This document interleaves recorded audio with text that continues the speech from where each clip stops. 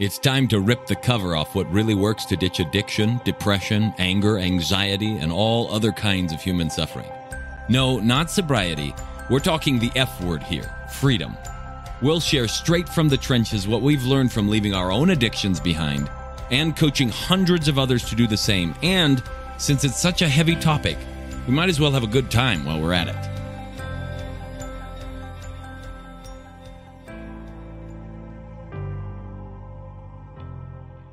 Welcome back. All right. Last week, we destroyed and obliterated work from your life, so you should have had a great week. If not, well, maybe we can play around with that a little bit more. But today, I want to talk about something different. This is in a different vein, and this is very, very much related to being free of a lot of the woes and problems that you may struggle with. Whether those are small ones like little day-to-day frustrations or whether those are huge ones. What I want you to really focus in on is that a lot of people, when they're looking at problems like this, the tendency is to see it as a problem and to try and go and fix it. And so they spend a lot of their time trying to fix outward circumstances or inward circumstances and beliefs. We talked about this in the 5 Kinds of Freedom episode. There's a lot of people that spend a lot of time doing that.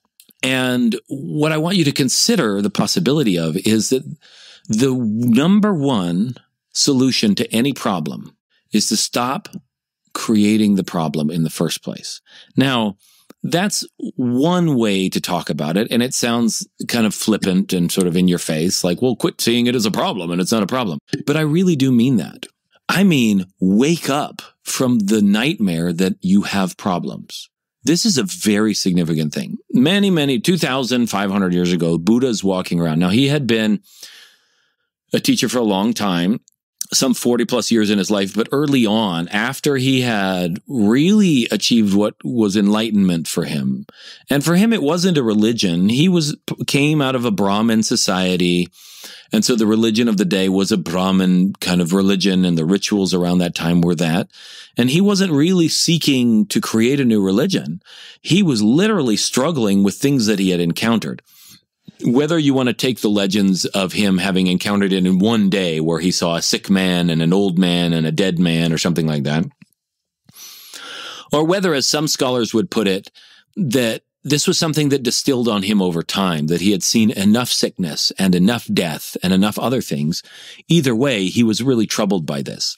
He felt in some way, shape, or form suffering on the inside of himself and a struggle, a desire to live well and not suffer. And yet there was still suffering there, despite his, really incredible upbringing, despite having access to all of these incredible wealth and riches. Here was a man who still suffered. Hey, point one, good news. The Buddha started in his life as a suffering person. He was not just born as the Buddha. He struggled. He suffered. And I think that's a really important point to make. Too many times somebody has achieved something great and immediately we want to put them on a pedestal like they were born, out of some divine, manifestation of mercy or something. And that's really what is the reason why they were that way. We want to ascribe some supernatural reason for their success and for their capacity. But with the Buddha, that wasn't the case. With him, he struggled. He suffered. He had a rough time. And once he finally decided he needed to get to the bottom of it, he went searching and spent 6 years in intense practices and rituals and meditations and finding teachers and trying everything he could until nothing was working and he finally was just kind of off on his own. Then after he had finally woken up from that nightmare, he was walking down the road and there was a man, just a farmer, a local peasant or something, who saw him and saw something radiant about him. Now, this doesn't mean he was glowing or that he had a halo, but there was something in his presence that just exuded peace, joy, love, calmness, whatever you want to call it. And the man went up to him and started bowing down and started speaking to him as if he were the divine, as if he were God who had come to earth to bless other people. And Gautama looked at him and said, "I'm not a god." And he says, well, then surely, the peasant said, surely you're an emperor then, or some kind of ruler of some kind. Nope, I'm not an emperor. Well, then maybe you're an attendant or a high official. There's an air of authority about you. Nope, I'm not that.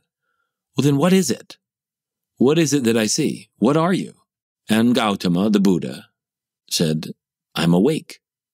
I want you to look at that for a period of time. Just really look at it. That's his only claim. The Buddha, he did not claim to be anything other than awake. What would he be awake from? We'll talk about that. But he wasn't claiming mastery. He wasn't claiming godhood. He wasn't claiming anything other than to be awake. Now, I want you to think back around a time that you had a really vivid dream or a nightmare or something like that. And let's look at the process of waking up. Just look at it. See what it brings into mind. Because a lot of waking up is the key to you finally eliminating suffering, just like it was with the Buddha, right? It's a realization, and we'll explain this. So when you're asleep, there are stages of sleep. Now, they've measured this in brain waves, whether you're in theta, gamma, delta, beta, all these other things. You're in different brain activity levels depending on different areas of sleep. At your deepest levels of sleep, we could say that you're unconscious, in the sense that you and I don't have any experience of sleep. Now, a lot of people say, oh man, I really love sleep. But if you really look at it, you don't love sleep because you don't even experience sleep. You're not aware of it. What you are aware of is waking up from sleep or going to sleep, and both of those might be pleasurable experiences. So you enjoy waking up after sleep, and you enjoy going to sleep, but it's really hard to enjoy something that you weren't present for, isn't it?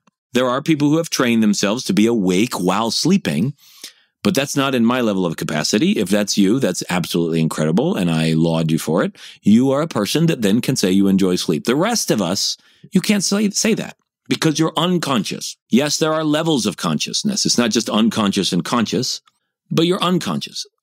At a certain point, when you start waking up or you're in a more semi-conscious state, you start dreaming. This may happen during REM sleep. I'm not quite sure exactly the process or where it fits inside, but you start dreaming. Now, dreams themselves are not real. Are you with me on this one? They are just fantasies being concocted and created by the brain. They are visions and sounds and sights and smells even sometimes that feel so real to the body that the body is actually chemically responding. It'll respond in physiological ways many times. Teenage boys know this because their body produces certain secretions sometimes in response to a dream state, and sometimes not in response to a dream state. Okay? And so during this dreaming state, what's happening? Something that your mind is making up is affecting your physiology, but it's not actually happening. Now, as you start waking up further out of these dreams, there's a certain point that many people have experienced where you realize you're dreaming, but you're not really fully aware of the fact that you don't have to dream anymore. So you're kind of conscious in the dream, and you can start to consciously affect the dream. Have any of you had this experience where you're deliberately changing the dreams that you're having now because you're enjoying it, but you want it to go a different way? Then at that point in time, when you finally start to wake up, there's a certain confusion that's there, meaning the dream ends, you open your eyes, and your body has to assess, where am I, what's going on, how much light is in the room, what day is it, all the other stuff. So there's a certain amount of confusion that happens. Then after that, there's the process of waking up fully. Now, people do all kinds of things. They shower, they do exercise, they stretch, they do breathing stuff. They do all kinds of different things in order to wake themselves fully up. And then at that point in time, they're awake and there's clarity. So 6 basic steps: unconscious, dreaming, conscious dreaming, confusion, waking up activities, and then clarity or being awake. In this process, everything that you had as a nightmare, when you wake up, is it a problem anymore? Maybe it was a rough one. Maybe it was a really bad dream. When you wake up, is the bad dream? You might have the residual effect of the dream for a second, but is there any part of you that actually believes it's still happening? No, there's not. The entire problem has vanished because you woke up from the illusion that it was real. You woke up from the dream that it was happening. The entire problem vanished. Can you see how fantastic that is? So when in the beginning, I'm telling you the number one solution to any problem is to wake up or to stop creating the problem, meaning stop dreaming all the things that are not making it a problem, that are making it a problem. When I say that, I'm not blowing smoke and I'm not trying to be flippant. I'm actually pointing to the number one process that will help you cease having problems in your life. Wouldn't that be nice? Cool. So the same thing happens with waking life. See, my kids, when they were growing up, they used to have night frights. Not all of them, but many of them did, where they would just have this dream and it was freaking them out.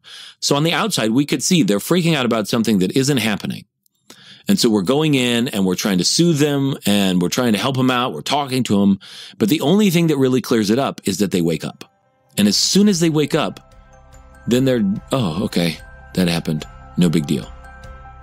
If you or someone you know is looking to drop the F-bomb of freedom in their life, whether that's from past trauma, depression, anxiety, addiction, or any other host of emotional and personal struggles, but they just don't know how or want some help doing it, head on over to thefreedomspecialist.com/feelbetternow and check out some of the things we've got in store for you, or book a call so we can look at your unique situation and get you the help that you're looking for. The Buddha talked about it this way. He spoke about it as an awakening, but then he spoke about it as like a realization too, which is, he said, just like when you walk out a front door and you step on a snake, you have a reaction. Well, the minute you realize it's a rope instead of a snake, all of the worry and the panic and the fear go away. He said, in the same way, when I realized that the person I was calling myself wasn't real, or we could say when he woke up from the dream that what he thought was happening and who he thought he was just a dream, then he said all of his depression, worries, anxieties, and all of his sadness just evaporated because he woke up. He didn't have to fix it. He didn't have to go into his past and change who he was. He didn't have to do years of shadow work or trauma work or belief work or any of that stuff. He simply had to wake up from his night fright. Now, in waking life, the same thing happens. Some time ago, I was running an actual retreat and we were doing a little bit of intense breathing and I actually passed out. And when I came to, I passed out for just a second. And when I came to, I watched my mind put reality back together. It was the most fascinating thing. It's happened to me a couple of times and I just watched it happen. Because the first thing that happened was there was a mess of chaotic noise and sound and lights and no forms or shapes. And no specific sounds that were identifiable. It was just a whole bunch of noise and a whole bunch of light, and that's it. And then all of a sudden, all of these forms started to coalesce. And I could see specific individual shapes, and I could start to hear sounds, and then I started to recognize, oh, I'm just here in the room breathing. And I remember looking around the room at that point going, wow, all of these people in one place doing all of this work just to feel happy. Like, what's the problem? Life is beautiful. And I felt so clear. It was like waking up on a Saturday morning as a kid. There was nothing there. And then what happened was I started feeling my mind going, wait, where am I? What am I supposed to be doing? What day is it? What part of the retreat is it? What's the next process? And then I felt worry show up. And then what I saw was that the colors dimmed and the sounds started to become less effulgent and less vibrant. And every part of my sensory experience started to vanish into the background a little bit because my thought process had kicked up. And I've seen that happen over and over again. Every thought that you and I have literally functions like a screen through which we see life. It is some separation, some barrier between you and a direct experience of life. Every thought you have, every emotion you feel, every judgment you harbor, everything is a barrier between you and fully experiencing the depth and breadth of the joy of life. So when Buddha woke up, he woke up from the thoughts and he was just left with reality. Guess what? All of your problems, where do they come from? If you're just dealing with this moment, all you're dealing with is this moment. Your problems come from, oh, what's going to happen in the next moment? That's you thinking. Your problems come from, oh, so-and-so did this 10 minutes ago. You're thinking. all of it's coming from some sense of memory, some sense of not being totally immersed in what's happening here and now. And as a result, you start to experience your body, your brain has to present this to you in some way. So you have sensory experiences, but then you're having thoughts and your brain's trying to present it to you in living reality. So it'll dim your perceptions and it'll create emotions in you and other sensations in your body, like these phantom things in your brain are actually happening. Literally, tension patterns will show up. You'll breathe different. You'll have chemical changes and all of this stuff because your body is literally there presenting to you what is going on. It's showing you what your experience of reality is. And on top of that, it's imposing on that all of your extra thoughts, all of your extra feelings, all of your fears, all of your worries, all of your judgments. So when we're talking about waking up, we're talking about waking up from all of that extra mental activity. It is only your psychological process that creates suffering. Pain is in the body. Pain is something that is created by the mind, but it's useful. It's helpful for survival purposes. And if you didn't have pain in certain places, imagine the things that you would be doing to yourself. I mean, already people have implanted all kinds of interesting ornaments into their bones to create different shapes in their head. They've pierced all kinds of things. They've added surgical additions to their tails and all kinds of other things to their body. And there is pain. Imagine what would happen and what ways we would have contorted our bodies if there wasn't any pain at all. Imagine just to what lengths we would have distorted the human system if there weren't any pain. So pain is useful, but most of the suffering that we have is, I have this pain and that's not good and I don't like it and I shouldn't be there and all of that other stuff. And so as a result, the suffering that we experience is entirely a psychological process. And waking up means transcending the psychological process. The word Buddha literally means one who has gone beyond the intellect. Now think about that for a second. Buddhu would be one maybe who was below the intellect. Ignorant people are very happy. They haven't developed their mind enough to really think through a lot of things, and they tend to be really happy, really equanimous, they have ups and downs for sure. But once you've entered the area of the mind, the buddhi, the intellect is a cutting device. It divides things up into concepts and ideas and thoughts and plans and nouns and verbs and all kinds of different things so that it can move them around to try and understand. Well, cutting is not a way to really enjoy yourself. If you keep cutting yourself and cutting your life up into bits, you can't enjoy it as a whole. We could put you on a surgical table. We could cut you to pieces. We could find out all kinds of information about your liver or your large intestine or what you had for lunch before you died or the shape of your nose and what genetic structure you had. But would we find anything out about you? Would we really find anything out about the nature of life? I've always thought that the word biology is a hilarious word because it means the study of life, right? But it's not actually studying life. It's studying things that have life. It's killing them and cutting them down and cutting them apart so that we can look at them and pretend we know something about the life that was in them. We don't know anything about life. All we've learned are what we've studied from things that have had and experienced life. And while that's beautiful and has led to all kinds of cool discoveries and technologies, we still haven't learned one iota about life. In order to do that, the mind has to be still. The intellect has to stop cutting things up so you can experience it as a whole. These are aesthetic experiences.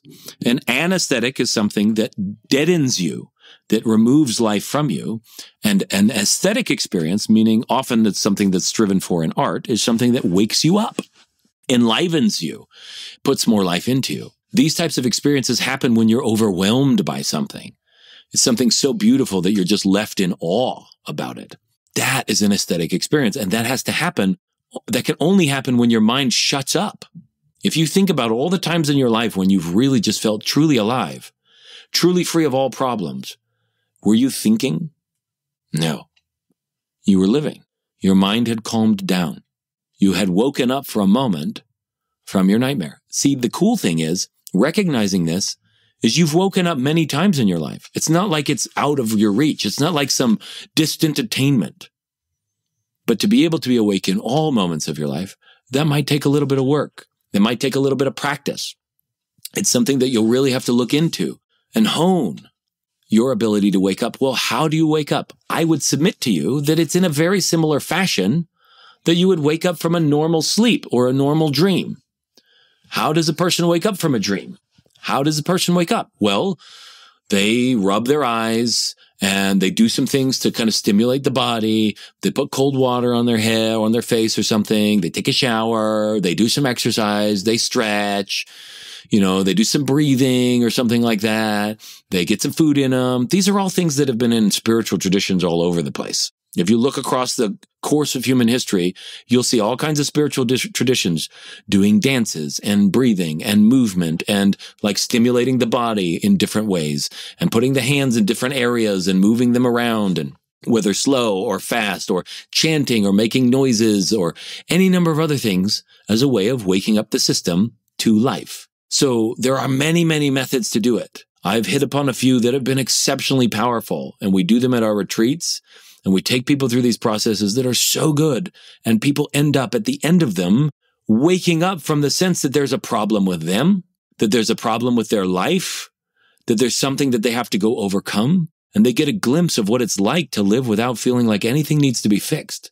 And what happens?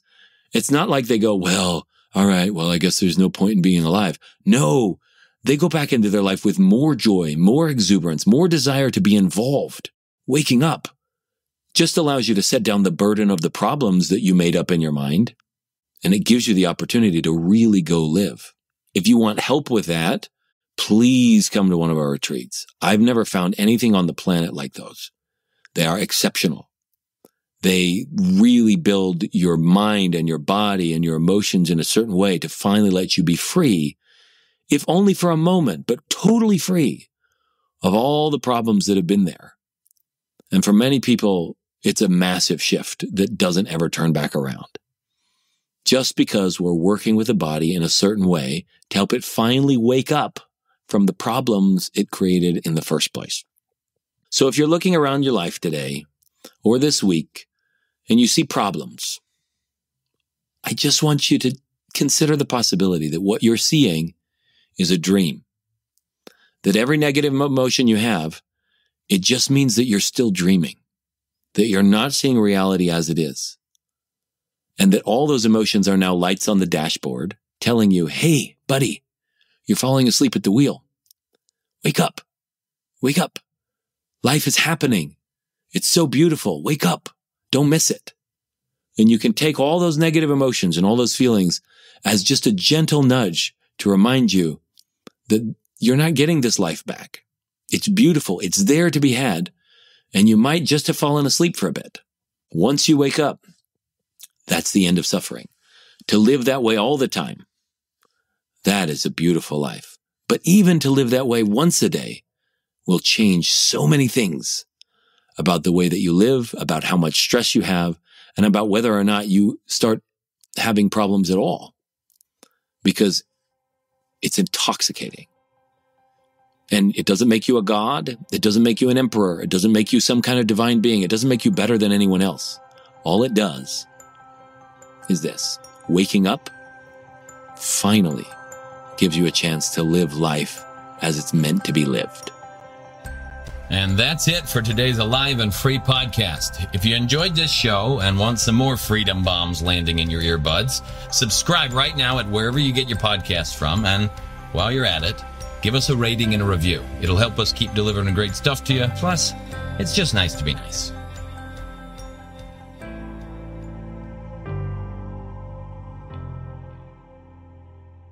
This is thepodcastfactory.com.